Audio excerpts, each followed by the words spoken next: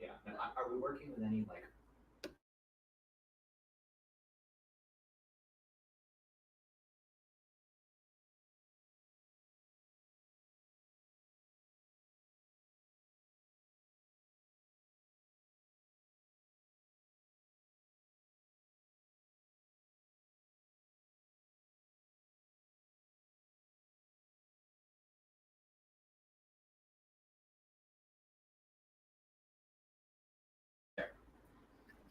Hey guys, it's Jen. I'm here. We're live, and this is going to be our first ever JenZ Report, and you will see them. And maybe at some point in the future episode, you'll get to see me too, but today is not a good day for that.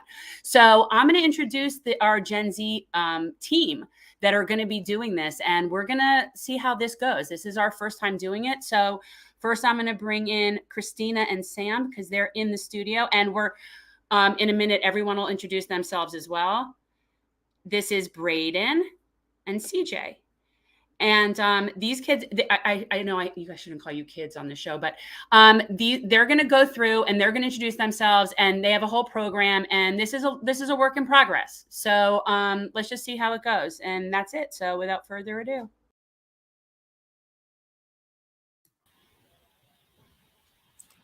Okay, I will kick us off. Hello, my name is CJ. My pronouns are he, him, and I am in the Northeast Florida area. Hi everyone, I'm Braden. You can refer to me by he, him, and I'm coming to you from the middle of suburban Wisconsin. Hi, I'm Sam. I'm also he, him. I'm here in the studio in South Florida with Christina and Jen, and I'll let Christina, now that I sort of took your thunder. I'm also in the studio. My pronouns are she, her, and my name is Christina. Okay. So what we have for everyone who's tuning in today is we're going to be going over a few different current events. Our events are going to be the Wisconsin Supreme Court race that is happening for the judicial race. We're going to be talking about the most recent abortion ban that has happened in Florida, where it has gone down to 6 weeks. We are going to be talking about criticism of Mexico and how other countries are treated in relation to crime statistics and fear-mongering. And then we're going to be talking about union representation within the United States and how that is working for our most recent events. After that, our main topic today is we're going to be discussing media literacy, both from media and how it's been perceived as trustworthy as time has gone on, as well as what the current generations are feeling on that. This is going to be a kind of hybrid setup where we're going to be talking on information and informing you of what is going on before giving our personal opinions, thoughts, and perspectives. So without further ado, the first thing is our Wisconsin case. So for those of you who are not aware, the Wisconsin judicial case race is for the Supreme Court of Wisconsin. Wisconsin currently has a 4-3 conservative-leaning Supreme Court, and this is something that could flip it to 4-3 for a non-conservative leaning court.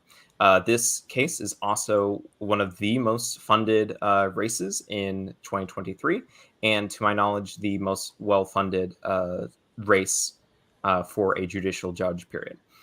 Technically, judges are not supposed to have a political affiliation, but there absolutely is political connotations between the two races. Of the winners of the primaries, we are looking at Janet, and I'm not quite sure how to pronounce her last name. Janet Protasowicz. Thank you. And then Daniel Kelly. The importance of this race is you have several things going on. First is this is a race that can definitely influence abortion rights in the state of Wisconsin. Currently, there is a law that was passed in the 1800s that would channel, that if it were to go back into effect, which is what the Supreme Court is going to be weighing in on, could just make it an outright ban. We'll get more into abortion later, but it also has a major factor on gerrymandering. Wisconsin has been very purplish historically, where it's been very close with in its races, and on the state level. However, within the state, there have been times where, due to gerrymandering, the Democrats have won over 50% of the party votes, and then gotten less than 40% of representation in Congress. These maps can be challenged, of course, but that ends up going to the Supreme Court, which, depending on the political leanings of that Supreme Court, can make a massive change in the representation of people in Wisconsin, as well as what our national makeup looks like overall. The last part is Wisconsin, of course, being so hotly contested, has been a part of having to challenge and shut down election fraud allegations. If those were to continue to be a more prevalent thing, then that having a more liberal Supreme Court justice might have a safer turnout. It was shut down by a 4-3 vote last time, but it is still a major concern for how elections can shape up overall. The reason why I'm bringing this up is that this race is happening in April 4th, I believe. And so this is something that we, if you are listening right now, can participate in. If you're in Wisconsin, or if you're not in Wisconsin, you are also able to do things where you can search for online resources to do phone banking, text banking, and reach out to people who are in Wisconsin to be able to let them know of this very, very important vote if they're not aware of it already. So Braden, being from Wisconsin, I'm going to open up the floor to him to talk about a little bit more of what it's like there, and then to the rest of our cast. So right now, our Supreme Court elections have always been a big deal in Wisconsin because we are such an ideologically split state. We're a purple state, so pretty much in our elections, we see half of everyone turns out for the Democrats and half of everyone turns out for the Republicans. In the Supreme Court, although we are a purple state, we have historically within the past few elections, within the past decade or so, been trending much more blue, even though there is an expectation that these seats will go to the Republican candidate. So in the past 3 elections, it was an assumption, even though there were vigorous campaigns, that at all stops from it, people thought eventually it would go to your traditional standard Republican. But in the end, the Democrats did end up winning it, which has created a lot of enthusiasm for people on the left on Wisconsin for these races. Right now, the race is between Janet Protasewicz and Daniel Kelly. It is easily by far the most important and involved election that I've seen in Wisconsin for the Supreme Court. I was saying earlier, you cannot turn on the TV or YouTube without seeing so many different ads for each individual candidate. It's gotten to the point where I think all of us Wisconsin people cannot wait until April 5th, the day after the election, when we never have to see them again. The Republican aligned candidate in the race, Daniel Kelly, he actually served on the Supreme Court before. He was appointed by Republican Scott Walker, who was the governor, who is terrible in every single way. And during his first re-election, he ran a case against a judge by the name of Jill Krasovsky.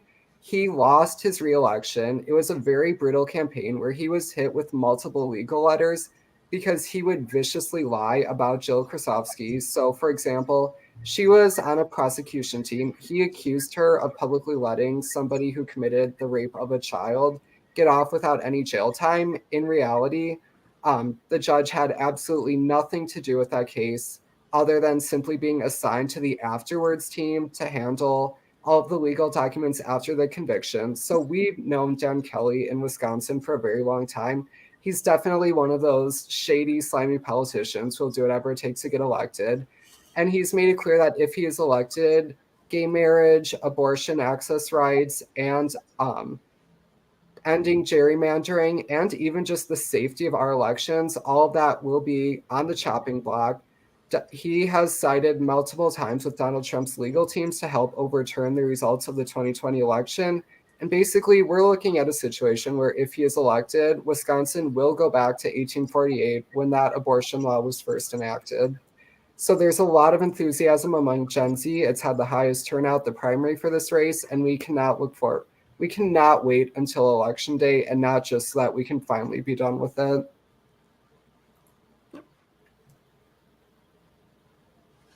And then the last thing on the Dan Kelly, for those who are more familiar, and we'll get into this at a later time, is he's also on the Federalist Society, which is, for the short version, a group of conservative judges that are taught how to use various different legal documents to try to align it with whatever conservative cause that they're going for.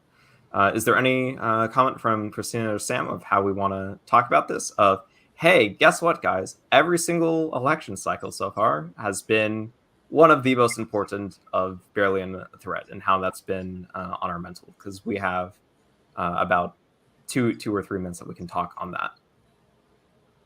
I want to have availability on that, because for me, good gosh, it's been exhausting. It has been exhausting. I think it's been more enthusiastic on another end because a lot of us can vote for the first time, or this might be the second or third time that we've been voting. So I think that it's very important to see how, not just how exhausting it could be to see the ads all over the place. I'm sure Wisconsin is oversaturated with that, but also like the effect on it on like social media and what Gen Z is seeing, and how Gen Z is also spreading messages to people to vote and stuff. Just like how Braden said, like the great turnout from Gen Z is like a pattern that we're seeing in different states, especially the purple states. And purple states always freak me out because I'm always like, this could be anything can happen here. So I think that seeing high turnout for Gen Z is always very reassuring, at least for me, that our voices are being heard, because sometimes we're not taken seriously. So our ballots matter just as much as other people. I'm just saying. So I think that's very important to know.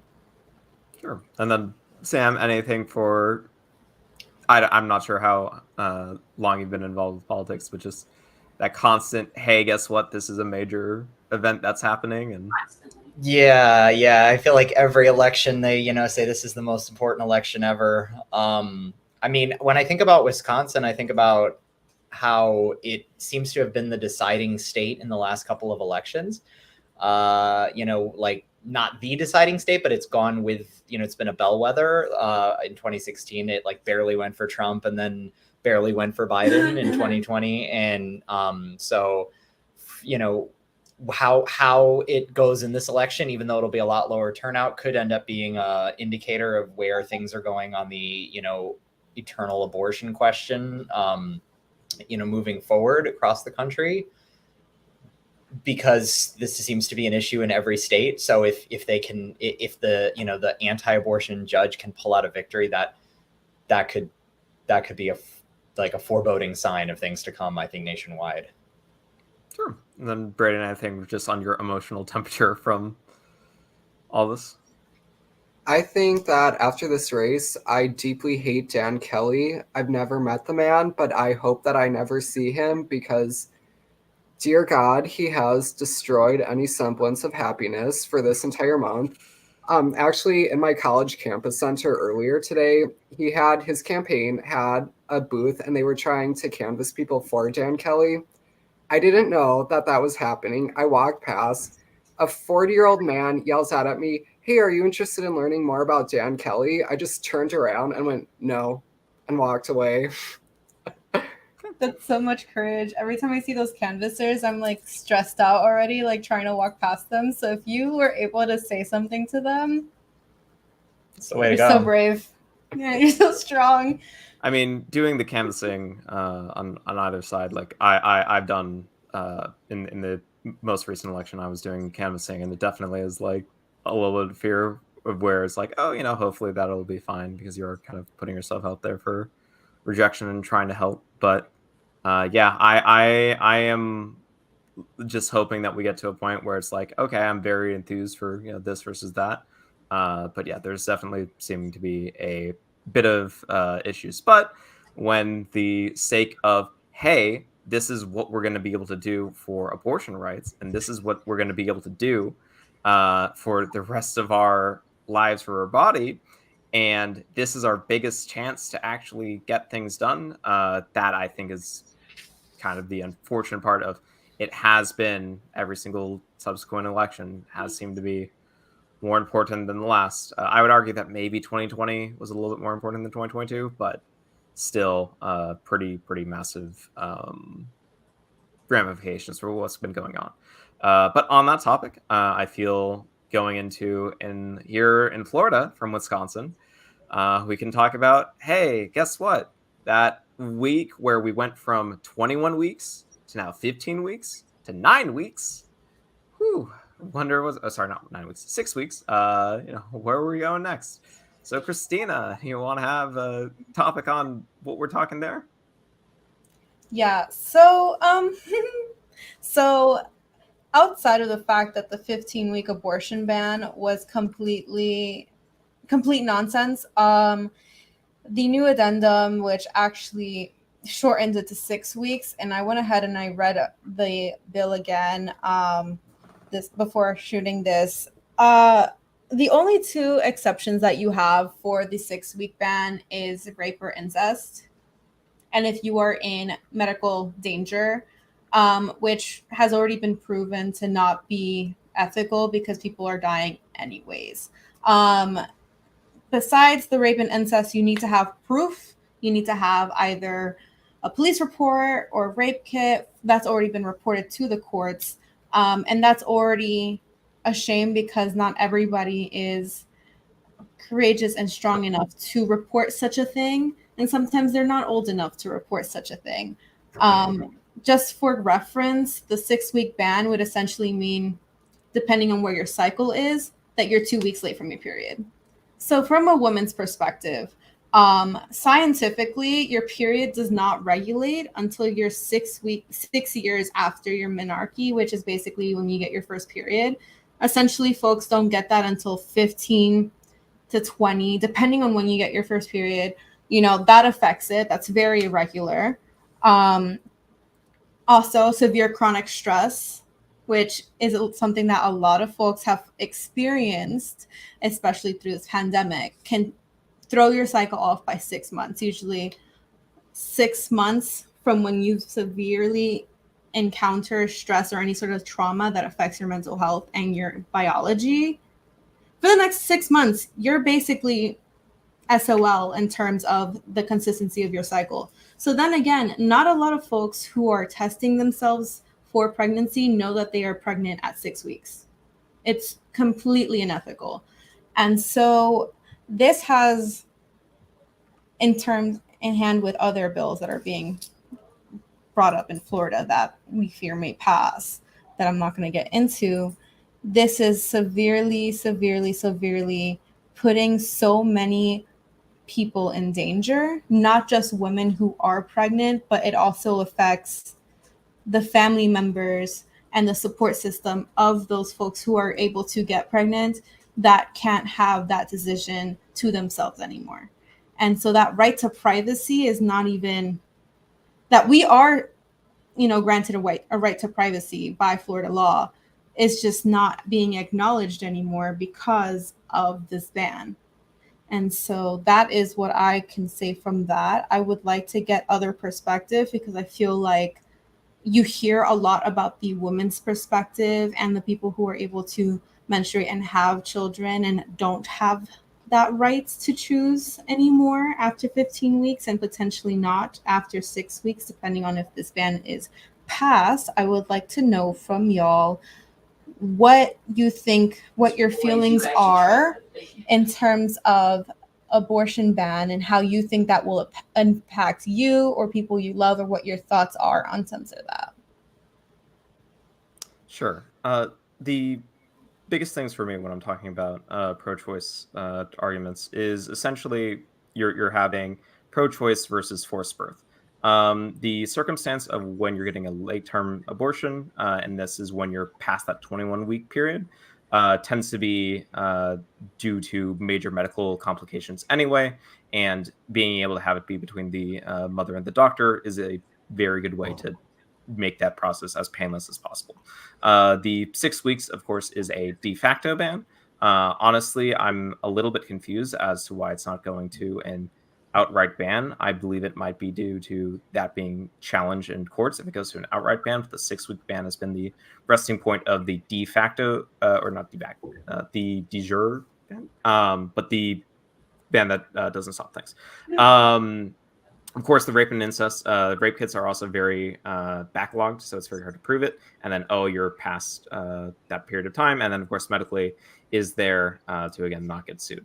As far as how it affects me as an individual, I am someone who I've always wanted to raise kids my entire life. I still intend on doing that. But the context of having those kids has changed rather dramatically within the past, since Roe vs. Wade has been overturned.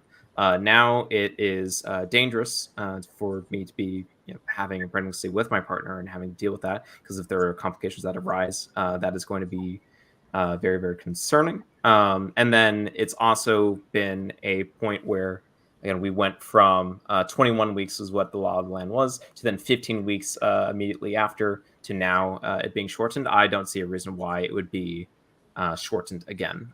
So it's just really concerning, really sucky. I do know that of every single place, that every single time there has been a state referendum, abortion rights have been codified, including in Kansas, to protect those rights. The people have spoken where they have had an opportunity to, overwhelmingly in support of it.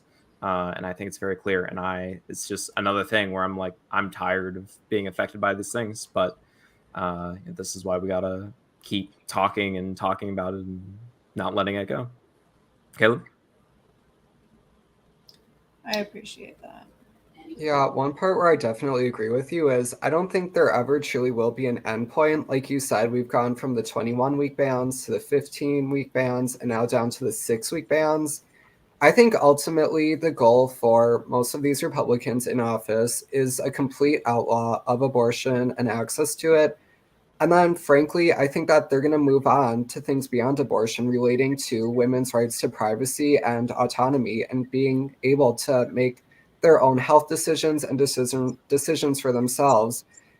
We all know that Republicans, obviously, they always talk about a return to traditional society, traditional family, traditional values, the typical 1950s family set, but that means basically no human rights for women other than maybe, hey, you can leave your house every once in a while and speak. Republicans, that is the point where they want to get down to, I feel like. But one message that I have for every single man, every single person who cannot get pregnant is when it comes to abortion, shut up. You have no place to try and judge and tell a woman what she can do with her own body with a process that you have no experience over, nothing you can relate to about it. It is not your place. Know your place and stay in it. Yeah, I think for you, Sam. Yeah, I mean, when I hear like the part of the clause in the bill that says that you have to have a documentation of the rape or incest for it to even qualify within the 6-week thing, and I'm thinking, how is that? Those things almost never get legally proven to begin with, let alone within 6 weeks, and not really even 6 weeks, like potentially even less than that if you can't even figure out that you're pregnant. I believe it's for an exception, but yes. Right. And so the exception will almost never apply, and they know that when they're making it. And so when I think about that, it's like, well, what's the point of even putting an exception like that in there when it's almost physically impossible to even apply it in that amount of time? And so all of it is like everyone said, it's basically just a ban on abortion completely. And I know that that's where they're going with it. And that's, with Roe v. Wade, I guess they have license to, with the overturn of Roe v. Wade. It's not, none of that is good, but that's where we are. Yeah, and I think that they don't realize that it doesn't just affect women, it also affects, for example, folks who are trying to do IVF, folks who are trying to do surrogacy, because those are also something that affect folks from down to that. Or even when they say like just adopt, why would you just say just adopt when I don't see you adopting or trying adoption to invest into that system. And I'm just talking about people in power in general, because then they refuse to, once they're no longer in utero, it's not an issue anymore. But just like Braden said, it's really just an attempt to further censor and limit women on what they can or cannot do with their bodies. Yeah. It's just disgusting. Never mind. Yeah. Adoption is also a process that is much more rigorous for being able to qualify for it with lots of thousands of dollars. But it is a process. The last thing is, like, in terms of knowing place, it is something that does end up affecting everyone, but not everyone equally.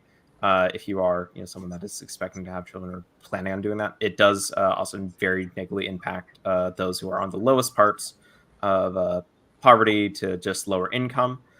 Because if you do need an abortion, then you just simply can do or not so simply, but you can go and try to leave to a different state or a different country, different area to have it performed.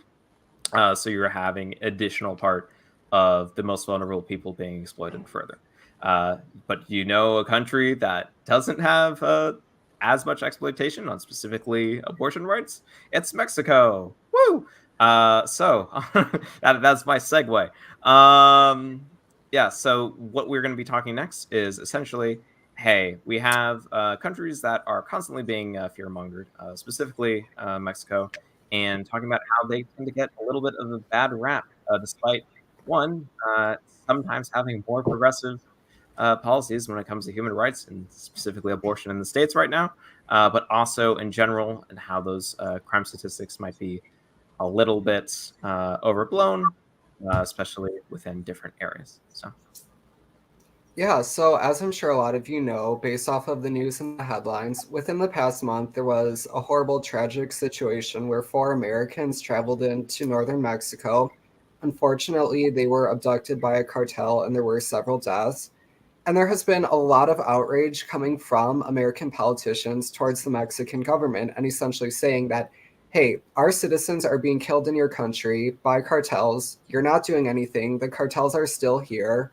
Why are you allowing this to continue? But the president of Mexico, even though he is ideologically a leftist, he's almost like Trump in that he cannot sit down when anybody attacks him or his government. So the president of Mexico, Andrés Manuel López Obrador, he was doing a press conference a few days ago when he was asked about the criticism coming from American politicians towards Mexico, specifically on the issue of crime and safety. And he began to go into a tangent, and he brought up several interesting facts, which are that Mexico remains one of, if not the top tourist destination spots for Americans. Americans keep coming into Mexico, and there are over 1 million American immigrants currently living in Mexico who made the conscious decision to leave the United States and permanently relocate to Mexico. And then he made a claim that got a lot of media attention when he said that Mexico is actually safer than the United States of America. Now, a lot of people, as soon as they heard that, they just kind of shut off. That was it. They didn't believe him. So I decided to do a deep dive into the different statistics. And at its face value, that is a lie. Mexico, in terms of the data, is not safer than the United States, because I just don't want to make claims. I do have the specific evidence. So if you look at the global crime index right now, Mexico is ranked as being the 39th most dangerous country in the world. That's out of over 100, while the United States is ranked as being the 56th most dangerous. So at face value, the United States is more safe than Mexico. But you have to look at crime itself. In the United States, crime is very geographic, and the same goes for Mexico.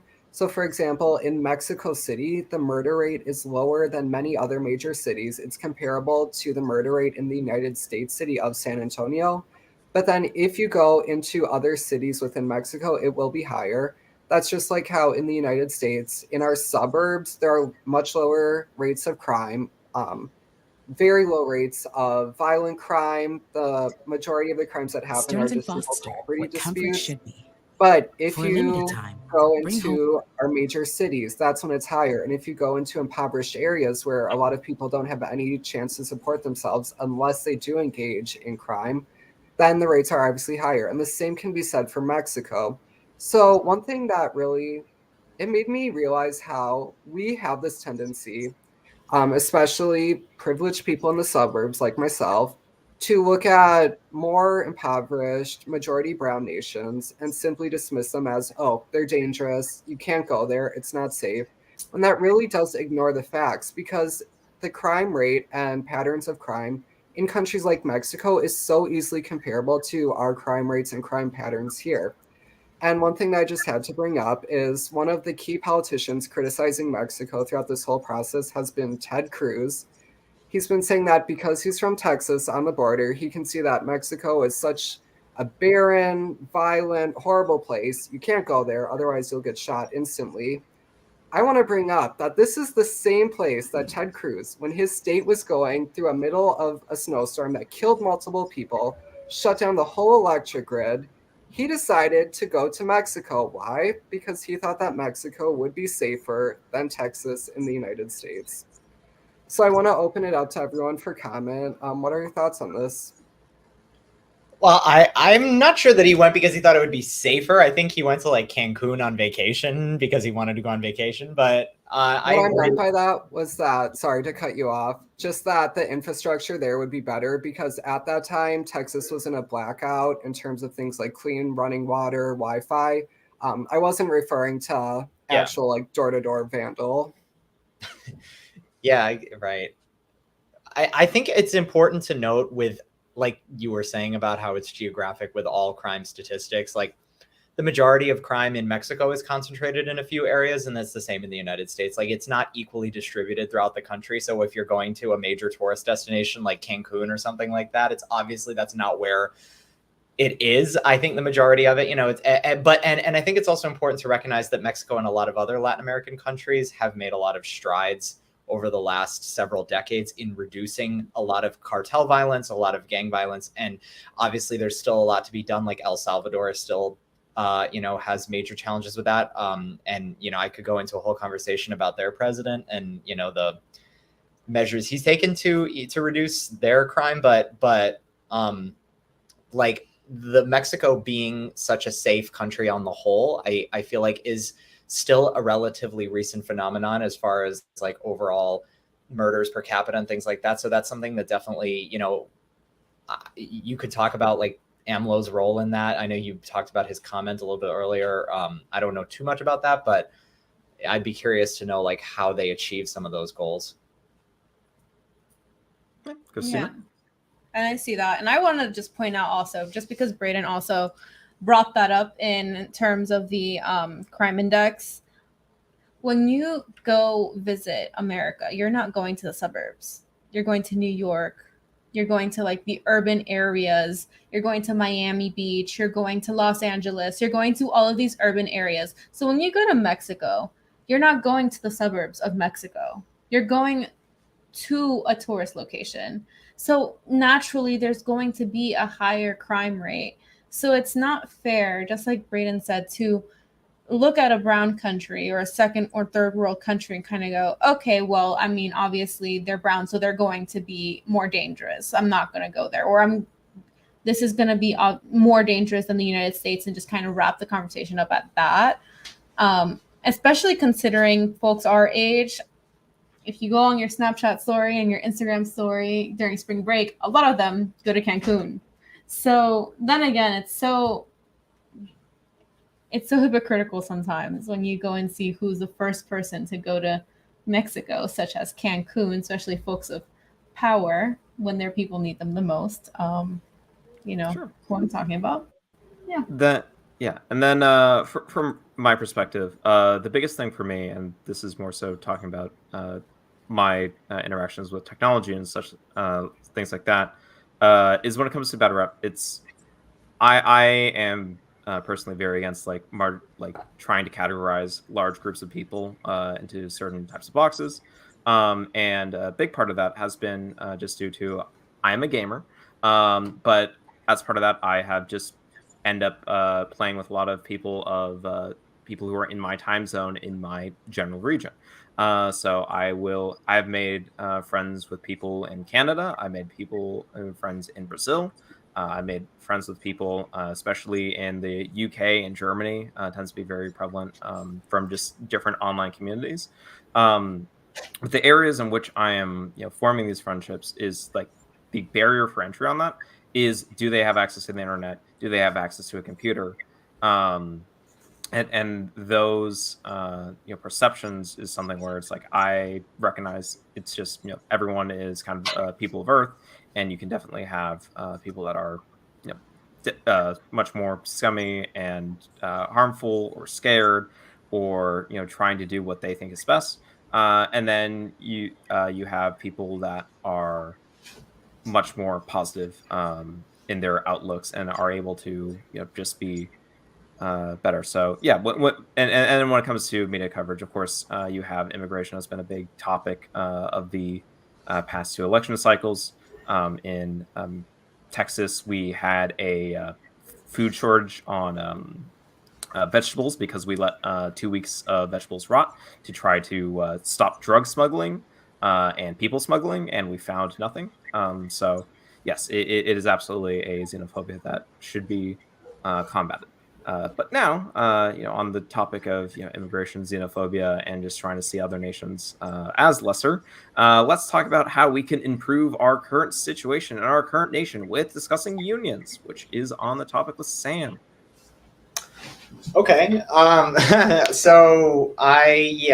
I guess I'll talk a little bit about what I had planned to speak on, which is about particularly the union that I'm part of. And this is a little bit more Florida specific, so I apologize to anybody who's not in this state right now.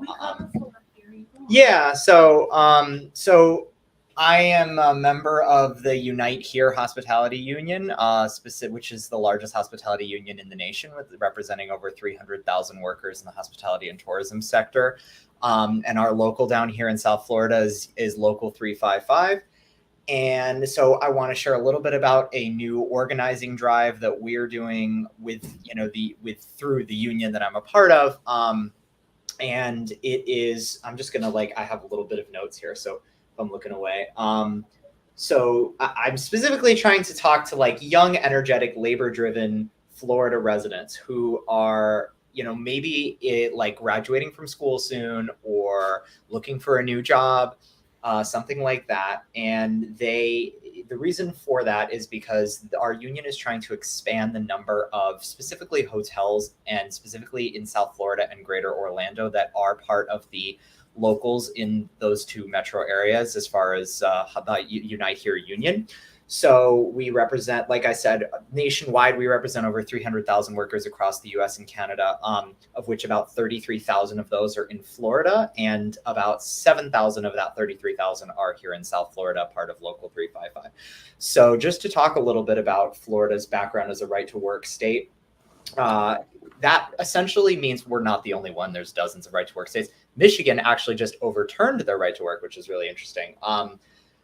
But essentially what a right-to-work state means, that unionized workplaces in that state cannot formally mandate you to join the shop's union. Like if you start a job at a unionized workplace, you have to be given the option to not sign the union card and not pay dues, not participate in union elections, not do any of their political organizing, anything like that. And while that sounds like in theory it's all about freedom, it really is just trying to pit workers against each other, because then it's going to fearmonger to the new people about, here's what a union is all about, and you're going to take your money, and they're going to, and this one's in the union and this one's not. And it's so it really just dampens the power of labor unions. And and that bears out in the numbers, because the Bureau of Labor Statistics reports that as of 2022, only 4.5% of Florida's workforce were members of a labor union. And when you expand that number to include people who are part of unions or employee associations that act under union contracts, it's still only 5.6%. So basically about 1 in every 20 workers in the state of Florida is unionized. And, that's terrible. That's one of the lowest rates in the country. And, we're talking about nationwide union rates. I think the highest state is Hawaii, and even they're only about 25% unionized. So, it's really depressing.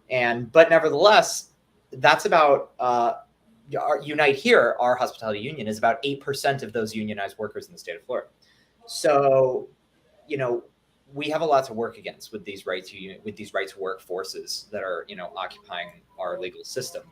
But in South Florida specifically, some of the largest hospitality and tourism related job creators, employment centers are part of this union, like Fort Lauderdale Hollywood International Airport, Miami International Airport, Lone Depot Park, home of the Miami Marlins, Gulfstream Casino, and big resorts like the Fontainebleau on Miami Beach and the Diplomat Resort in Hollywood, which is where I work actually. So what can you do to help? I'm glad you asked.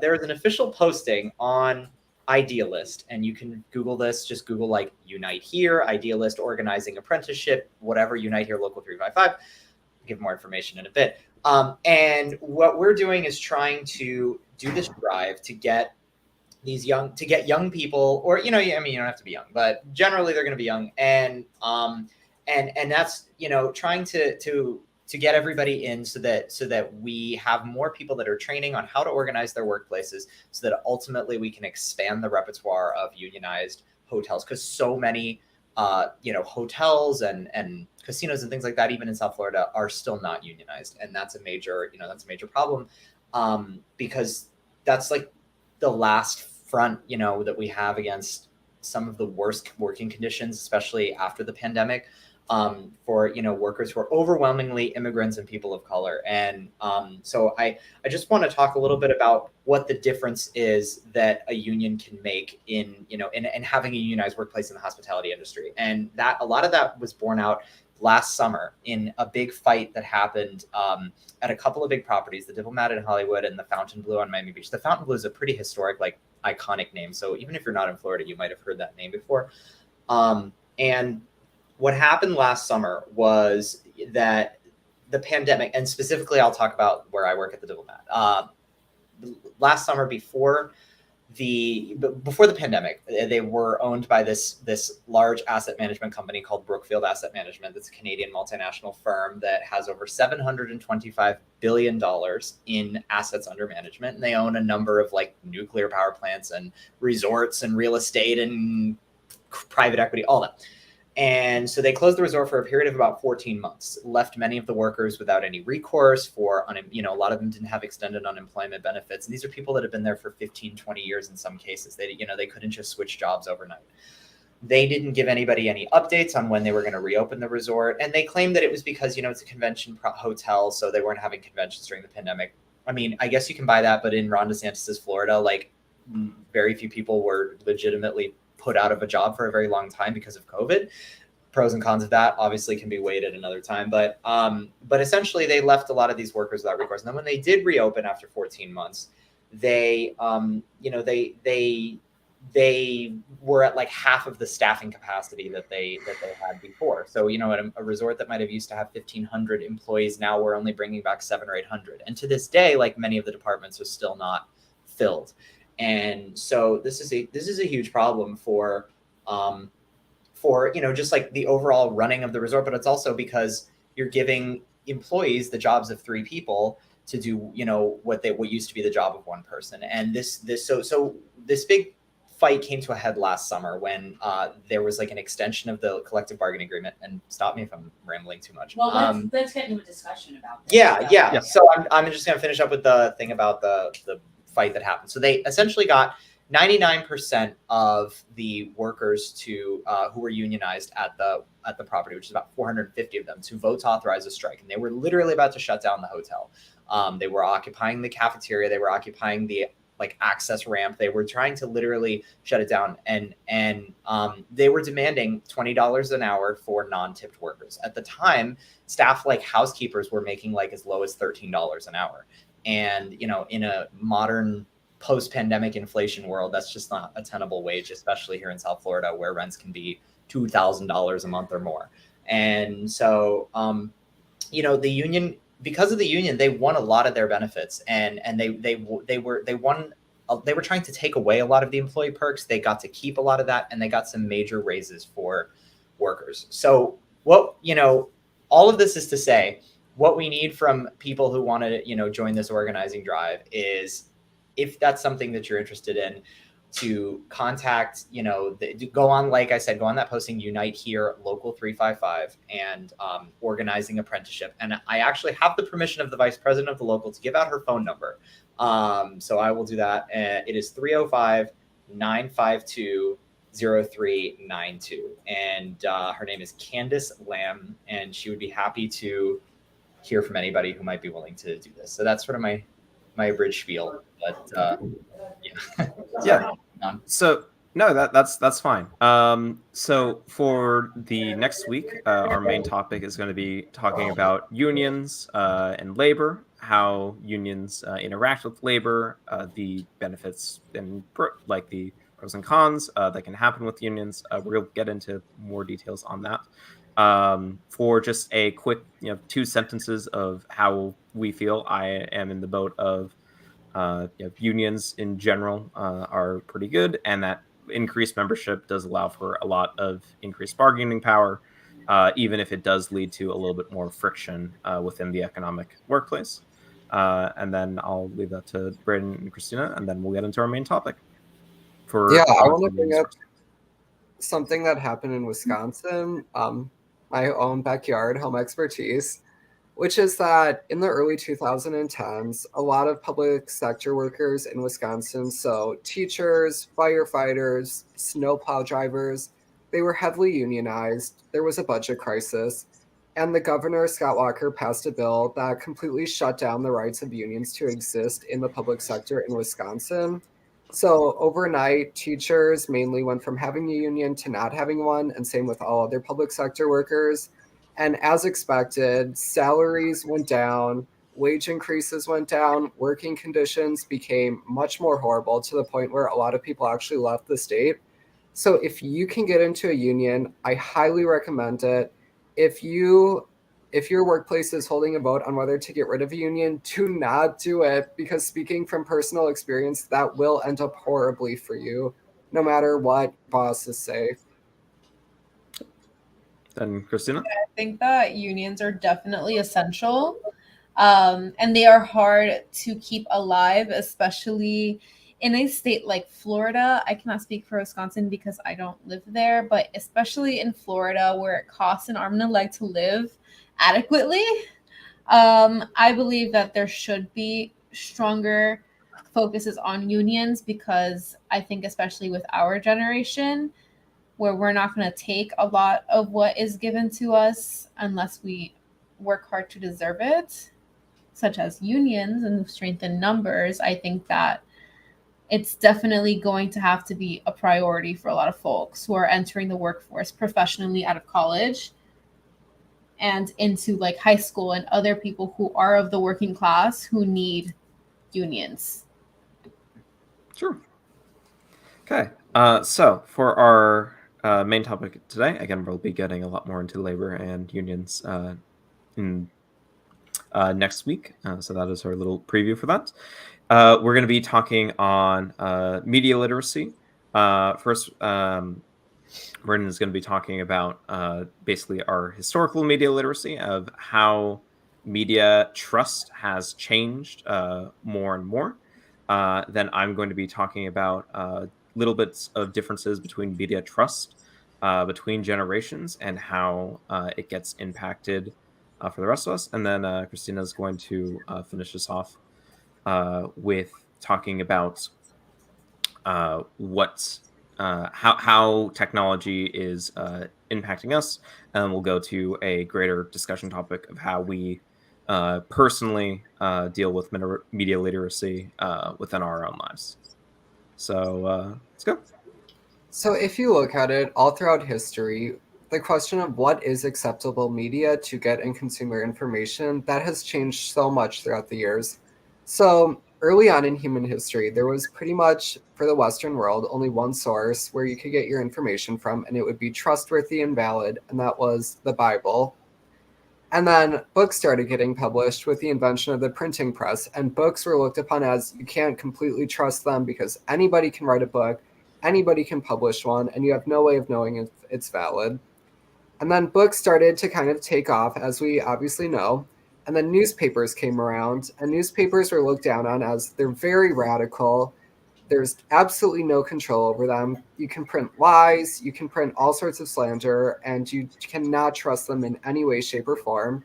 Now, obviously, as our generation knows, newspapers are very boring nowadays, and they can generally be trusted for information. And then TV came along, and primarily at the start, TV consisted just of different news channels. And they were always kind of looked down upon as opposed to the traditional media of newspapers and books, because live streaming TV, it was completely new. Nobody had experience with it before. And most people just flat out did not trust it and stuck to their traditional media. And now, after television, we're witnessing the rise of, particularly among our generation, consuming information through social media. And right now, getting your information and your news through social media is heavily looked down upon. We've all had that crazy aunt who gets her news on vaccines from Facebook. I think that's the best example to go by.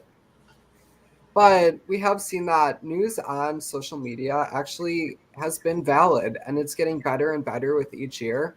And something that I've been interested in looking at is what will that next medium be? Because first it was the Bible, then other books, then newspapers, then TV, now social media. What will be the new thing that eventually we will come to look down upon and then we'll accept? Because I guarantee you that 100 years from now, it will be completely valid and acceptable to get most of, if not all of your information from social media for the ease and convenience of it. And will we ever learn our lesson and stop always hating upon the new source of information instead of just looking objectively at it? Because obviously it is important to rate everything, see, is it credible? Can it be trusted? But if it withstands the test, I don't think it would be very progressive of us to just choose to optionally stay in the past and stay in history and not evolve with our methods of obtaining new information. Okay. I definitely see that. Yeah. So for my segment, in terms of the new information, is talking about media literacy, not in terms of how much it's in terms of touching on how much we trust various types of media. This data is from 2022, but right now we're in a circumstance where only 26% of Americans have a favorable opinion of the news media, which is the lowest level that has been recorded in 5 years, and 53% hold an unfavorable view of news media, with the difference in between being just neutral on that. And this has been across all political affiliations, where Americans have been a lot less favorable compared to surveys conducted in late 2019, early 2020. But this has been especially drastic, where it's actually been Democrats have been more trusting of news media than Republicans. When it comes to national media is reported the least when we're talking about television, where that has the least amount of favorability. But meanwhile, on the ground, news organizations tend to have a lot more favorability when it comes to news. And that is due to the size of the institutions being a little bit more concerned. However, there are definite flaws that can come up, especially when you're trying to get more money from clicks and trying to have more time active from news algorithms. For millennials and Gen Z, we are reported to be a lot less trusting and a lot more skeptical of any sort of news outlet that we have. This has been in contrast with older generations, where Gen X has slightly less, because they grew up in a time without the fairness doctrine, and boomers being the most trusting of these institutions, from wherever it can be. I do want to touch on the fairness doctrine, which was enacted between 1949 to 1987, where it was then repealed, and how that basically allowed for information to be talked about for one side on things being discussed. So those institutions, like television, has basically been able to be not as trustworthy compared to even on the ground news reporting. However, the big things that we, when we're talking on social media and media literacy, is we are very, very bad at fact checking things if they come from other people that we know and trust. The basic example is, again, in the case of like an aunt sharing vaccine misinformation, because she is your aunt and you trust her for a longer period of time. You are far more susceptible to trusting that inherently. Also, things that confirm our own biases is a very big component of that. And that the media literacy from generation to generation is not great. It's just more so how skeptical you can go. Because for our generation, we can end up being a little bit too skeptical, which then allows us to be more susceptible to conspiracy theories because we're not having faith in any institutions. And then, Christina, do you want to talk a bit on that rise of technology and how that is affecting us? Yes, definitely. So just to tie what we've spoken about together, definitely between the difference between Gen Z and the earlier generations, such as, Gen X, millennial, definitely boomer, is how tech has affected us. We were born with technology. They were born before technology. So they are more of they have to adapt to it. And we kind of were already born into it. And we already went through what they had gone through. Like they went through so many different, like between having to dial up their internet and stuff like that. Like we didn't go through all of that. And so I think that we're more literate in media because I think that we're able to filter through a lot of the things that is considered fake news. Then again, I don't want to get into it, but between the whole Dominion lawsuit versus Fox News and the lies about the election, other things such as that, I won't get into a tangent about that today, but that's definitely something that I think that our generation was able to detect as well, especially with the Facebook ants who will read articles about the COVID vaccine or other things such as that. I think that we're able to filter through that.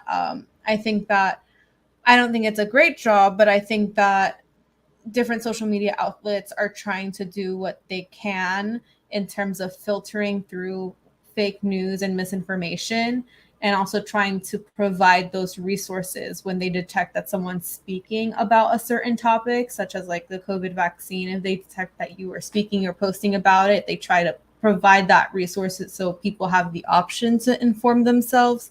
But then again, I think that social media is going to be a stronger presence in terms of news, especially because Gen Z prefers short-term content much more than other generations. So for example, I know a lot of people from Gen Z who go on Snapchat every morning and they check their snaps, and then you go on the Daily Mail because the Daily Mail has their collection of this is how you're going to catch up with your news today, because the Daily Mail and other news outlets have that outlet through Snapchat to go and give you the whole day's worth of news in a span of like 10 clicks. And for example, on TikTok, you have like different news outlets who wrap up the news for you in 15 seconds or less. You have other channels like Under the Desk News and Washington Post and other places like that, or journalists specifically going on TikTok because they know that they also gets regurgitated onto Instagram and other platforms that provide that short-term content now. And I think that that's one of the ways that Gen Z is also receiving their media, because I can't tell you when the last time I read a newspaper was, honestly. And I think that for a lot of millennial and Gen X, they read magazines and other newspapers, and they had to go and look for their information in the encyclopedia and other things like that, or they had to wait like minutes for their computer to turn on and connect to the internet to Google something. Whereas a lot of Gen Z are not even going through Google at this point. A lot of them are going through social media and trying to find these things. They're treating things such as social media as a search engine. And I think that that relationship and dependency that we have on technology can also be dangerous. But it is definitely an observation worth using critical thinking and seeing where the pattern can go next. Sure. And it's just something I want to clarify is you said when you were talking about our media literacy, you said the word "I think" a lot. Did you find sources and citations on that? Yes. Because what I found was it was not as much because we were born in, well, part of it was we were born into it, but it was due to it's been literally incorporated into our education of how to be navigating the internet, from especially for me is when I was in grade school, of hey, here's how you parse through things. And also in the chat I saw, or did we ask to talk about the TikTok in Congress? Happened, I believe it was yesterday or today, very recently, so we do not have up-to-date information on that. But that's not a particular thing discussion. Anyway, back to this. But yes, I just wanted to clarify if we did have a citation on that, because you said I I'll think. go ahead. Yeah, I will send it over so that we can have that projected or have Okay. it in the description so folks can have that. Yeah, I'm just making sure that it wasn't. I'm just making sure it was based off of your dialects, because I am also very used to caveating a lot of things that I say. But Yeah. you are saying it from this is what I have found, not necessarily I think. Yes. Are we correct on that? I'm Okay. working on that. Yeah, we're working on that. Sounds good. Okay, so yeah, the big thing that I want to then talk about this, and Sam, I don't believe had as much information on that because he was preparing more for the unions, was talking about what we personally do within our lives to try to help our media literacy. For me, I try to have my media literacy done with a few different YouTube channels. So I have a YouTube channel that I'll watch, which I'll name, where it's the Philip DeFranco Show. That is weekly news coverage where it shows up on a daily basis. And I'm able to get basically big information, but I know he's very American-centric. I am familiar with his political biases. And I am able to get that to be, okay, here's what information is coming on. I don't care as much on the celebrity news, but it comes out. The next thing that I tried to do is Sir Swag. He is a YouTuber from Australia, so he's able to be impartial to United States politics, and he is good for international politics, and also just world events that are coming on, because I try to be up to date, and it'll be, hey, here are major things that are happening, not just in the US, but geopolitically. And then also for geopolitically, I tend to watch TLDR News and their channels. They are based out of the United Kingdom, and they tend to try to do things also very unbiasedly. And I try to do that for, this is my main way of getting most news. But I will also occasionally be on places such as Reddit is the only other substantial social media that I use, where I will see news articles of things that are happening. That's where I'll also find stuff relating to specific acts that are in Florida. And then I also will find things for the final app that I'll use as a dedicated news app is the Ground News app, to try to keep my biases in check, and trying to look at information not necessarily based on biases, but off of their factuality reporting. So those are the steps that I take typically. What do you guys do? What do you guys do? Usually what I do is that whenever I'm getting a piece of information, so whether that be in the form of a YouTube video or an article, I look at who's putting it out there and what are their biases. So are they a corporation? Because then there's a profit motive. Are they a nonprofit? Because then there can be a bias towards whoever is funding them through their donations. And essentially after that, I just try and get as much information from as many sources as possible and then simmer it down to the middle, the core message that every single outlet is reporting on, because I find that usually that helps to remove the different biases that are put in place with the reporting of it. And it allows me just to get the message, the core information, and then I can form my own opinions based off of that, because I am being given a very blank slate in terms of what's being provided to me. Yeah, I would argue that newspapers still have a vital role to play, even if they are primarily through a digital medium. Like I still almost on a daily basis get New York Times and I don't know, Washington Post or things like that. Even if you're getting them digitally, there's still publications that are like legacy outlets, as they call them, and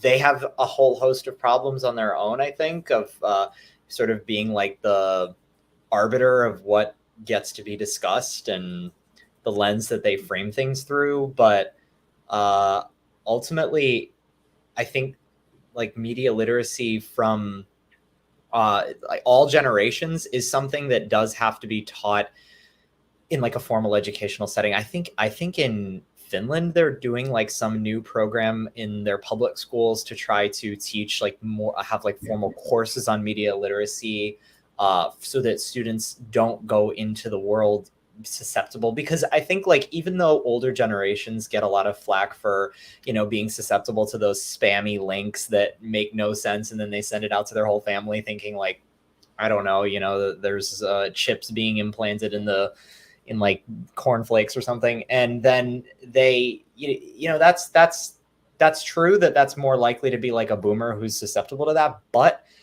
I also see on Twitter on occasion factually incorrect tweets that get hundreds of thousands of likes, and you know, those are mostly young people. So things might be framed a little bit more coyly now, and they're a little bit smarter about how they make it seem, or they dress it up in language that's more friendly to like the younger brain. But ultimately, like, misinformation can happen. I think anybody is susceptible to it unless you do your research. I feel like I've even been susceptible to it at times. If there's something I don't know what I'm looking at and it looks credible, you know, I have no reason to doubt it. So we all need that education. I think. Yeah, I think that misinformation knows no boundaries from age, because I think that just as young as literal iPad kids and as old as our aunts from Facebook that aren't that old, I defend them. I think that everyone needs to be able to learn cultural literacy and media literacy for their own safety and the safety of others, because the spread of misinformation is very dangerous. Yep. And again, just going back to news versus social media versus things, that is why when like trying to look into something, you want to check biases, and then you want to be for what is not going to be reporting. Another big tip that I know is opinion pieces. You always want to try to see, if you are reading a news article, is an opinion piece. If you see an article where it has a clickbaity, like not thumbnail, but title, it is typically a good idea to at least look and read. I believe it is 2% of people will click through to read past what is the article headline. Not a lot of times, but sometimes you will have an article that has a very outrageous headline, and then it'll have a much more nuanced take within the article. And the article itself is not factual, but it's being shared around for those clicks. And those are, of course, all things to be aware of when you are trying to navigate the web. The other thing, of course, you see a article that is coming from a family member.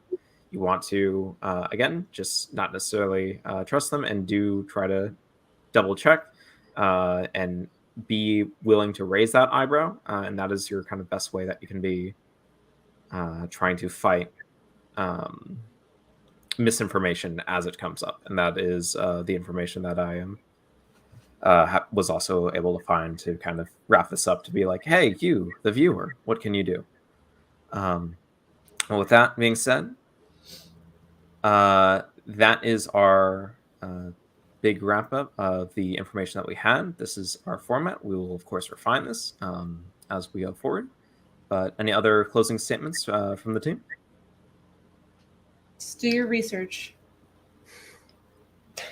I think the best advice for news is just follow the money trail, see who's paying for your outlet, and then you will find out what bias you're being presented. And if you can, support your local newspapers. They are dying, and they're very important for anti-corruption, where they do some of the hard-hitting journalism that a lot of the national outlets can't do. And unfortunately, people are not supporting them like they used to. Definitely. All right, turn everything down. So, guys, this will wrap our first Gen Z report. It's a learning experience. We're kind of going to be, adjusting it as we go. But, of course, feel free to send us emails at generationalchange@gmail.com. Let us know what you think. Let us know if you have any suggestions. But we will be back What do you mean you hate freedom of the press? Oh, come on, get out of here, Charleston Charge. So we will be back next Thursday. We will go live at 9.